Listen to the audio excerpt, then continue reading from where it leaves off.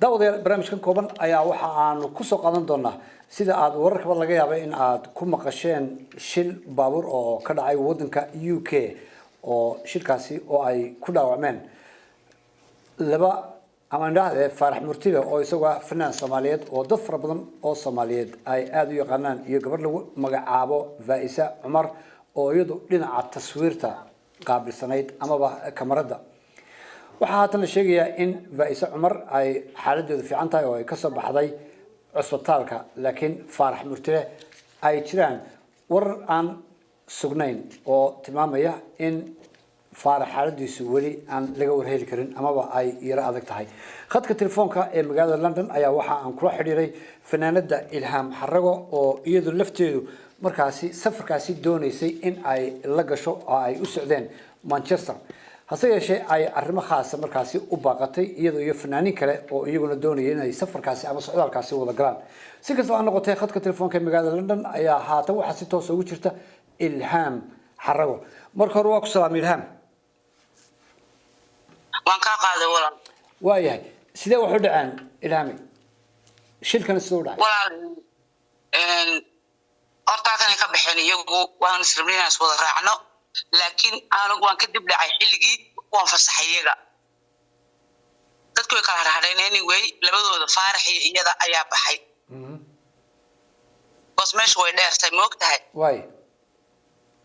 sida awood baka horeyna u baxay doonaysa bay tiri ay waxaan doonayaa hawaro baxay habeen igu noqon anyway way baxday markay baxday goor ay xalay nuule xilli dambe ah meelaha kowdii oo la kii la joogay oo ka soo tagay ayaa waxa dhacday in telefoon la soo diro booliisku soo waceen iyo kale isna ku xidhan kula jira waay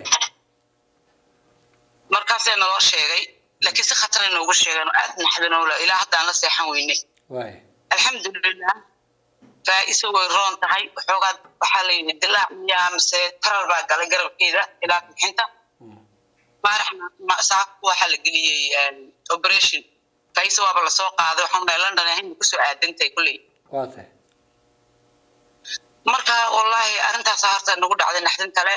labaduna wax yahay laba walaalahay waan gartay shilku sidoo u dhacay Ilhami shilku sidoo u dhacay Faisa la hadlay xalay 3 o'clock waay waxay igu tiri iyadoo waliba shoogsan waxay igu tiri gaariga naga xumaaday inuu gaarigu naga xumaaday ayaan isnaa ay wacda iyagoo gaari ku dhex jira tay waxay arkeen kiyo gaarigii meesha yaalo oo gaarigii la go'day laga soo dhex jiidayo gaarigu intuu dhacay baa la yiri waliba isrogay ayuu lugaa cirka u taagay marka baabuur iska taagan maxaa dhaqaajiyay sidee buu cagaha kor u taagay meesha waa metro weeyaan gawaaridi waa weynayde maxaa dhahaa ha okay marka baabuur weyn oo traaga baa dusha ka maray miya ha juksiyo tuuray okay marka laamiga intuu maqana way duuleen marka dhinaca kale u dhaceen gaarigu isrogay afar taayir buu kor u taagay haddana gaarigu muu joogsanay kuwa kale sii qaatay waaya waan meesha shil bay noqotay waaya marka la carro cusbitaalka la geeyay iyaga iyo wixii meesha dhaawac ku soo gaaro dhan because baabuur kale ay xitaa arintu gaadhay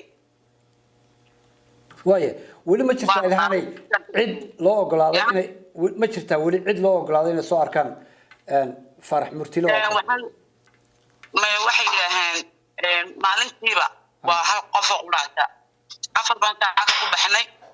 markaan dhaxal marayna la soo celiyay xaq waxa uu Faarax Murtile xaaskiisu inay tagto markaan anaga ka horeynay markaan naloo leeyahay waliinimo ogol xaawkiina joogtay oo xaawan loo diiday waxaan u banaynay booska gabadha uu qaba Faarax oo iyadna dhaxal ku sii jirtay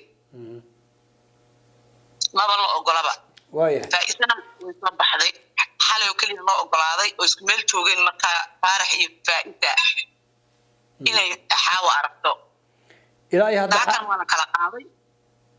midna wuxuu galay operation baa la gelinayay midna waxa la yiri waa bixi kartaa London baa inta kala lagu eegaya marka ilaa iyo hadda xaaladda Faarax Murtile waxba laga ma sheegi karo maya ma garan karno xaaskiisa ma la xidhiidheen xaaskiisa telefonka uu xiran yahay isbitaalka ku jirta ciyaalkiisa inta waa la garaacaya ilaana xagaa u socoteen marka hore Manchester maxaa ka doonaysay kulligii Manchester waxaa loo tagay xaawakiin way ayaa barnaamij yar lahayd oo tiri hay yimaadaan asxaabtu iyo faa'iiso aniga markaa sheekayar baa igu soo biirtay waxaan ku weli waan inaga haraya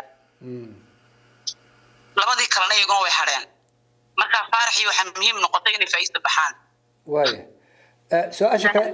su-aasha kale aan shirka kaa weydiinaya waxa weeye baabuurka ma ilhaan ma faarax murtile iyo faa'iiso cumar qura ayaa watay mise qof kale ama laba qof oo kale ku jiray cid kale ma la socotay ما يلو كليه هاي فايزة عمر ما هو فايزة أمير وكاميرا ومن فايزة أمير ها أوكي واي لبعض قراتي هاي بقطعي كانوا دوي حرين بقص ماشي عادو دير مركان لبعض قرات بابور كوتي لبعض قراتي وتي قاري مركو كح ماضينا قاري إني كير دجان بعهد رنتي ميدجين إن كان أنت نبي هاي كودي قاري جنب كوي مدي مركا ساسي أرنت ودعوي baabuurku marka meesha uu ku xumaaday waa wado dhexdeed ma meel safe wadada dhexdeeda ku xumaaday marka inay gooni u yar baxeen oo baalkan soo aaday gaarigan weyni iyo inay halkuun istaageen kala garan maayo anigu faytan way shabsan aan la hadlayn waatay kamarad baan ka dhex daawanayay dhaawaceedu wuxuu ahaa qof quraarada ku daadaateen oo baabuurku ma ku deysro muraayado dhan baa daadanaya ma garat ilaa timaha muraayada ugu jiray nabar baa ka madaxa uga yaalay gacanta waxba ka gaadhaan maaya inta muuqatan arkay anigu faarax murtile maxaa gaaray xag wax ka qaba faarax qoorta asaasa brushka loo geliyay isaga waxay ugu maqaalaa in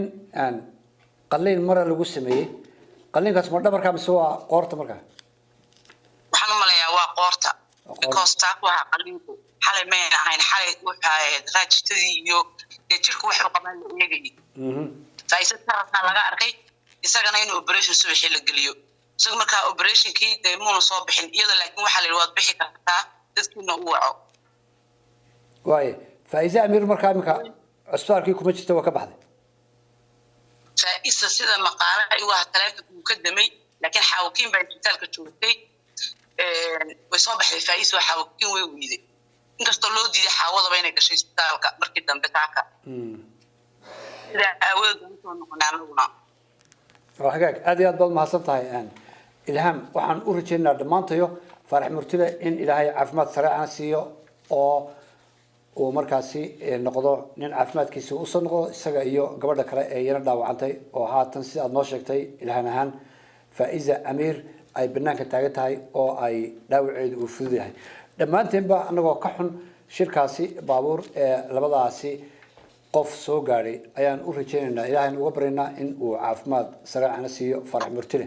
aad iyo aad ayaad mahadsan tahay ilhaan xaray waxaan kaloo wataa walaalihiina Soomaaliyeed ay maqlaayo dhan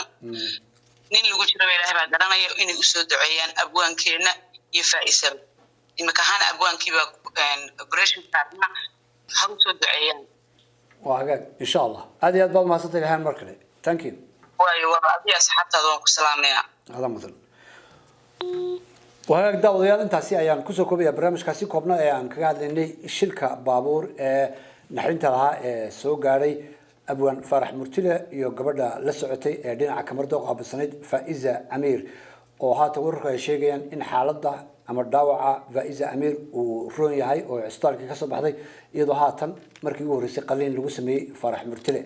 waxaan rajaynaynaa sidii horeba aan u sheegnay in ilaahay caafimaad degdega uu siiyo faarax iyo weliba gabadha kale dhaawaca kale soo gaaray daawadayaal tan iyo kulankeena dambeynta barnaamijkan oo kale dib ugu kulmi doono waa cali xalaadho dhammaantiin midka ka tagay sidaa iyo nabad